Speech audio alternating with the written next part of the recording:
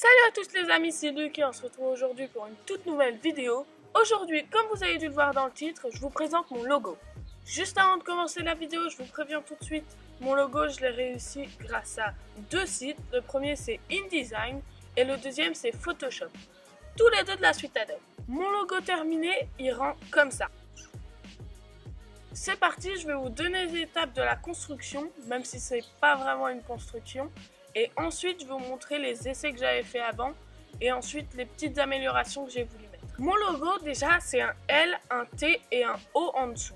Je voulais que le O soit en dernier parce que le O, ça représente un peu un trampoline et un peu la boule que vous avez déjà vu dans plein de vidéos. Et vraiment, ça pouvait donner un effet de rebondir avec le T. Le L, il est deux fois pour donner un peu un effet de doublure et le T, pareil. Mon logo, au début, c'était ça. Ça, c'était quand je le travaillais avec le téléphone et que je devais faire des tirets du bas pour faire les lignes entre le T et le L.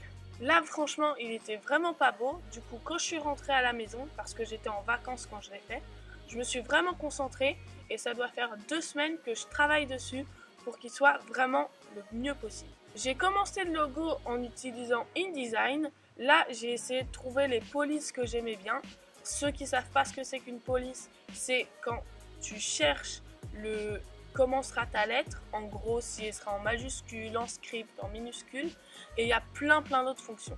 Et là je cherchais ce que je préférais. Une fois que j'avais trouvé ma police, il fallait que je détermine où seraient les lettres, où ce serait placé, et là ça m'a pris un peu de temps, mais j'ai trouvé vraiment l'ordre que je voulais. Ensuite, pour le rond qui est autour, c'est pas une photo que j'ai prise de Google et que j'ai détourée, c'est moi qui fais un salto, je me suis détourée et j'ai fait en sorte que ça te fasse un rond. Pareil, toutes ces étapes, je les ai fait sur InDesign. Là, quand j'ai fini de faire le rond et d'avoir mon logo au milieu, j'ai pu aller sur Photoshop. Sur Photoshop, j'ai changé les couleurs.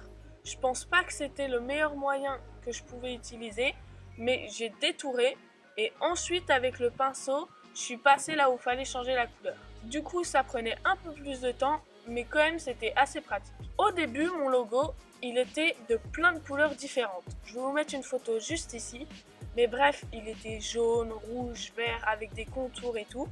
Et mon père m'a dit, Luc, à mon avis, ton logo, il faudrait qu'il y ait moins de couleurs, qu'il n'y en ait qu'une ou deux pour vraiment qu'on comprenne l'essentiel. Du coup, j'ai tout refait et maintenant, le logo est noir ou blanc, suivant la couleur que je vais mettre dessus. Avant d'arriver à ce logo là, par contre, j'avais déjà fait quelques essais et du coup ça avait rendu des trucs un peu comme ça, mais ça me plaisait pas trop parce que ça avait un peu un effet de dessin animé et ce que je recherchais c'était vraiment un truc droit qui faisait vraiment penser à un logo et je suis plutôt content du rendu. Voilà les amis, c'est déjà la fin de cette vidéo, j'espère que le logo vous plaît. Moi je suis hyper content de l'avoir fini.